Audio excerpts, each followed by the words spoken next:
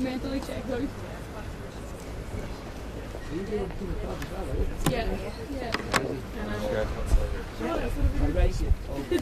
Mór Eva imagine uair seo tá fáilte rih gachtain an seo chun an presóáil seo maidir leis an rún príomháideach atá agan sa dáil I rinne seachtainna seo maidir le páistí dáilta scoile gan díd gan teach agus measam gúil implachtaí ón na cásta sin ar an gcóras oidicus agus ar oidicus na nátaí sin agus na géirí go mbeadh policy rialtas ag an rialtas chun daileáil le seo agus méid réasú de beag airgid an sin chun níos mór acmhaí a thuirt dus na páistí sin. You're all very welcome here to our press conference this morning, which is relating to the educational aspect of the child homelessness crisis. Last week we had new figures. The figures have always been high, but 3,784 children homeless or in temporary accommodation. 27% of schools, according to the Irish Primary Principals Network, have experience of children who are homeless or in emergency accommodation. There is no government policy whatsoever to deal with this. There was a report published last summer by the Children's Rights Alliance, which surveyed professionals and families involved. It also outlined some of the academic literature on the issue and suggested some very, very modest and reasonable proposals. There's been no action by the government in relation to that report or any aspect of this. There is no government policy on child homelessness in schools. And the tragedy is that there's no doubt that the educational and attainments of children, apart from the general security and welfare, are severely compromised by homelessness. And there are some very, very simple things that the government can do, which is what the Children's Rights Alliance have looked for and what we're looking for in our motion. One of the simplest things they can do is simply issue a circular giving guidance to schools as to how to handle these issues and how to deal with children. But we do know that some children are suffering huge disruption to their education because of homelessness or emergency accommodation, and we're looking at the possibility of putting a July provision in for those children if it's necessary, and at least ask the government to look at that. It's available for children with disabilities at the moment, but where there is an issue with the educational continuity, we think that there is scope for July provision. But fundamentally we need a government policy on this. We need the government to speak to this. We need the Department of Education to speak to schools about this, to give them the information that they have. We're talking about a €5 million fund as well to give additional educational supports to those children who are affected by this. There is research going back. If you look at the Hurricane Katrina scenario, which was, I suppose the correspondence there is that there was a huge displacement of children, and that's happening on a maybe more individual or more solitary basis at the moment with child homelessness. But there's no doubt that educational attainments do suffer, and we don't want that to happen. Every child in this country has a right, a constitutional right to primary education, and of course from Dun O'Malley's time a right to free second level education as well. And those rights need to be fulfilled in terms of all of our children, including those who are homeless. So we're looking forward to the motion, we're looking forward to good debate, but also highlighting the plight of child and family homelessness. It's only one aspect of it, which is the education, but obviously there are many, many more aspects to child homelessness which have been debated as well in terms of what the government is doing. But in terms of this particular aspect of it, there is no government policy. We also want on the cross-departmental committees that the Department of Education would be represented and much more active in trying to get its voice across on behalf of those children and their education. It's absolutely heartbreaking when we see the figures rising and we think about the impact on children in homelessness. And while for most children the home is their constant, and that's where they get their support. For the almost 4,000 children that are homeless, the school is actually the constant, and the school is what provides the routine to those children. So we have to ensure that the schools have the resources and the supports to give that extra help to the children that need it. Anecdotally, we've been hearing stories from parents and from schools and teachers in terms of the impact of homelessness on the children. children that are, some of them getting up at 5:30 in the morning to travel to school, children that don't have a proper breakfast because they don't have the facilities to store food or cook food, children that don't have proper lunches for the same reasons. So it's absolutely vital that, you know, when we see the research that the Children's Rights Alliance have done, and it's the first research that has been done, we absolutely have to take it on board, and we have to insist, as Thomas has said, on a cross-departmental approach, because housing cannot fix this alone, education cannot fix this alone, and indeed the Minister Zapone, as Minister for Children, her department need to be part of this as well. We need to put in resources like extra homeschool liaison, like extra supports such as breakfast and lunches for these children, and to ensure that these children who are incredibly vulnerable, and we want to help them attain a good educational experience, and indeed to help their families who feel that they are failing their children. We need to put everything that we can in place on a cross-departmental basis, and ensuring that that extra money is there for homeschool liaison and for food, because many of these children are going to schools where there's no homeschool liaison support whatsoever. We feel it's absolutely vital. We want to make sure these 4,000 children who are being let down in terms of housing are not going to be let down by education. Can I just say as well that the Children's Rights Alliance will be here, I think it's at 3 o'clock, but we'll send out a notification to the media as well. I think to be able to come to that in the AB room there this afternoon. So they're the ones who wrote this report. It's called the Homeworks Report, published last July. We met them at the end of last year, and I committed that we would use our private members' time to try and highlight this, and that's what we're doing this week. Any questions? Sorry? The 5 million fund is well, I mean, look, it's a modest sum which you know, would be used in terms of if the school meals, extra school meals are necessary. See, some of the problem here is that DESH schools, and rightly they're in disadvantaged areas, have many of the extra supports, but a lot of these kids aren't in DESH schools, so they have more severe problems really than many children in DESH schools, but the resources aren't there. So it's a modest amount of money to try to deal with this. July provision as well. If it's necessary, we're asking the government to look at it if it's necessary. Undoubtedly it will be for some children, but it may not be for all of them. It won't be an automatic situation. But we just want to make sure that their education simply isn't compromised, as it is being at the moment. Thomas, can I just ask about the story of the Irish Independent today related to letters that... Yeah, I'll answer that in a second, but if there's any more questions on the motion, I'll answer that. Yeah, I mean, look, this is the story about the... You asked the question, yes, sorry. The letter sent to my parents. Is this, or sent for the school to parents, is this a little bit of scaremongering ahead of Yes. Yes, I believe it was scaremongering. I have direct personal experience of multi-denominational school, and I certainly have a lot of engagement with them in the sector. I can tell you, even St. Bridget's Day is commemorated in many multi-denominational schools, not in a Catholic way, I suppose, but in the Irish tradition, and certainly Christmas. I mean, this thing about Christmas goes down. I mean, that's straight off Fox News in the States. It's a huge exaggeration, and I think the parents should simply dismiss those. What multi-denominational schools do is they provide education without a religious ethos. That's clear, so there won't be a religious ethos in these schools, in the sense that there is in Catholic schools. So I think parents should know that. But the general Christmas tradition, the Bridget's Day tradition, and Shrove Tuesday was thrown into the mix as well. I mean, that, in my opinion, that's a secular feast.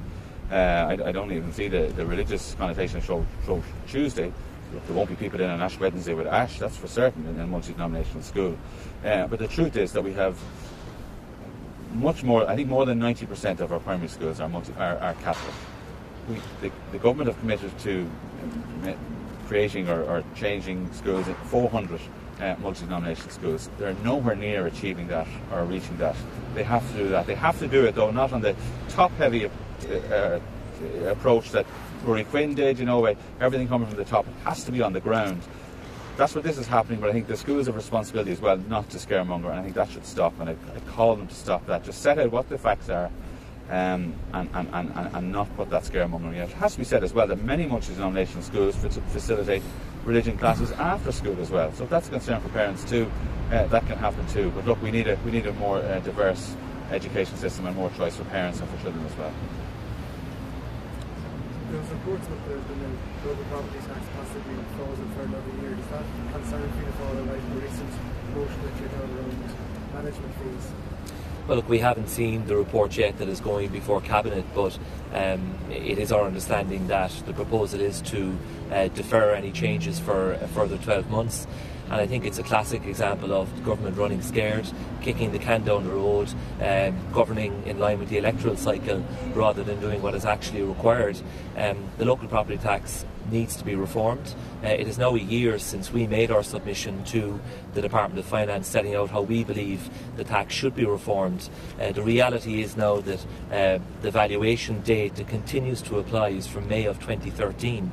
And we believe that there is a way in which you can revise the valuations but change the rate for each local authority, but do it at a national level so that each local authority is bringing in pretty much the same amount of money as they are currently. And so in that scenario, households would not be facing the significant increases in their bills that they otherwise would.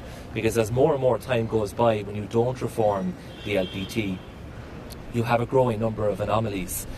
So we know, for example, that up to 50,000 properties are now exempt. So all new houses sold in the last number of years continue to be exempt.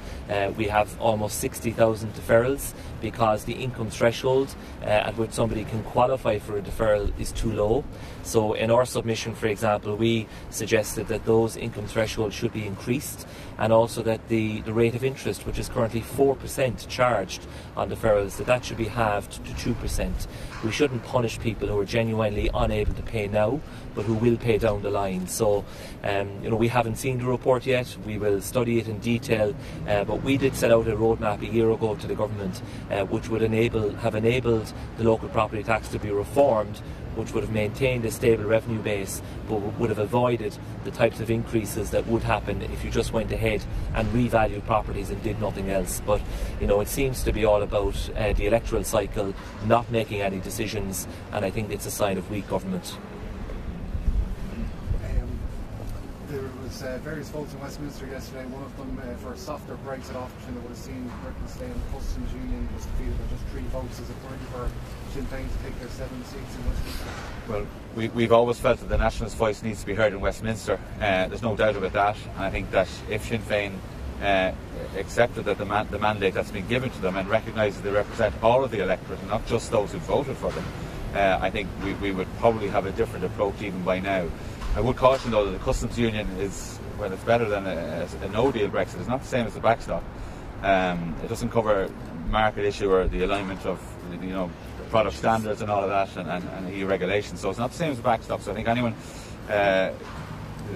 using that as the example is probably not a great example. But there's no doubt that Sinn Féin should be in Westminster, and not just over there, by the way, outside protesting or in their offices or filling out expense forms as they do. They don't get their salary but they get their expenses. They should be in there representing all of the people of the North from the nationalist perspective. Is it a failure on their part not to do so? It's a complete failure on their part. It absolutely is, and I think that more and more when I suppose over the last 10 years Sinn Féin have ridden a wave and they haven't really been subject to much scrutiny, but when they are scrutinised and questioned hard, for example recently in New York when Mary Lou stood behind that banner, and they were subjected rightly by me and by others to significant criticism. Mary Lou MacDonald has recognised that, now belatedly probably because of an opinion poll.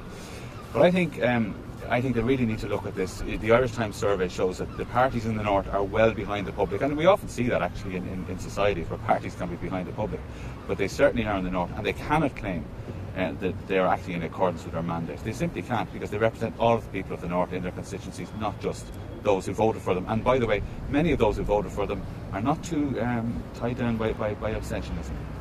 Facebook are meeting TDs today. Hildegarde Naughton suggested that there might be a way of using PPS numbers or passports for Facebook to verify if children are over 13. What do you think of that suggestion? Would you trust Facebook with your PPS number? I wouldn't. I think they have not shown themselves reliable enough in terms of data protection. They have a huge amount to go, but I will not be giving my PPS number to Facebook. But the party hasn't made any decision on that. So if there's any proposals, I should say that my colleagues in the front bench will look at any reasonable proposals, but I can't imagine that any realistic proposal will involve handing over more personal information to Facebook. Just if we can go back to just Brexit for a moment, just to add to what Thomas has said there. I mean, obviously we are now very much entering the real end game at this point in time. And it's clear that the focus of the European Union and the European Union leaders is now shifting to the question which they're putting to Ireland as to how are we going to protect the integrity of the single market in the event of a no-deal Brexit. And I think what we are saying to government is that they need to be open with people, they need to be honest and be straight with the Irish people as to precisely what they are discussing.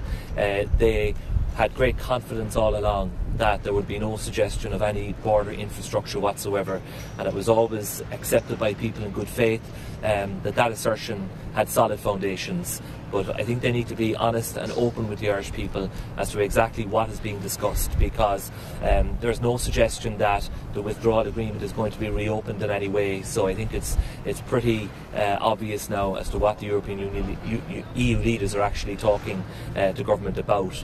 I mean, from our perspective as a country, the best scenario would of course be for the withdrawal agreement to be approved in the House of Commons in the coming days. It doesn't look likely, but it remains to be seen whether or not a fourth meaningful vote can actually be put. But if it's not, we should be to the fore in advocating within the European Union for a significant extension of time, because anything that avoids that cliff edge, anything that avoids that hard Brexit because of the devastating ramifications it would have for our country, we must ensure that that extension is provided, if that indeed is what the British Prime Minister ultimately requests. Does Fianna Fáil have a position on what happens without border and return rules, if there were step-back check areas at the port, or if there was a border around the entire country? These are some of the ideas that have been used. We told me the government is right to say, but what would Fianna Fáil's thoughts be on those issues? Look, there can be no border infrastructure of any kind. I mean, there is far too much at stake for our country, for a peace which was so hard won and which came at such a price for the Irish people over many decades. There can be no return to any form of hard border or any infrastructure around the border.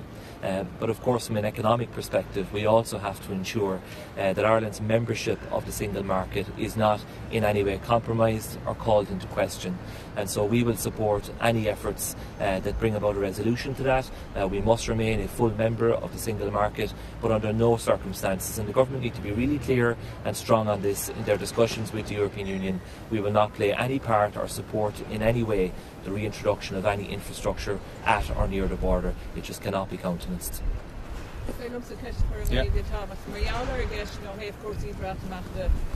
Taoiseachs a ráig go bud le Macron agus Angela Merkel agus an níos déanaí taptacha. Which ná is don rialtas a bheith oscailte agus onraig méallar go dtír cad in na planan á haína bhá héh tóir. Well, tá mine chuir ceisna orthú agus ag éirí ólas wethu ar feadh na mísa na míana ar feadh na mblianta maidir leis an ratamach go generalta. I mean, tá mine rá agus nach measamína go golóir ulmhaáin déanta cibé sort bratamach tá sin. Bhí an rialtas ag bra an comhaintú seo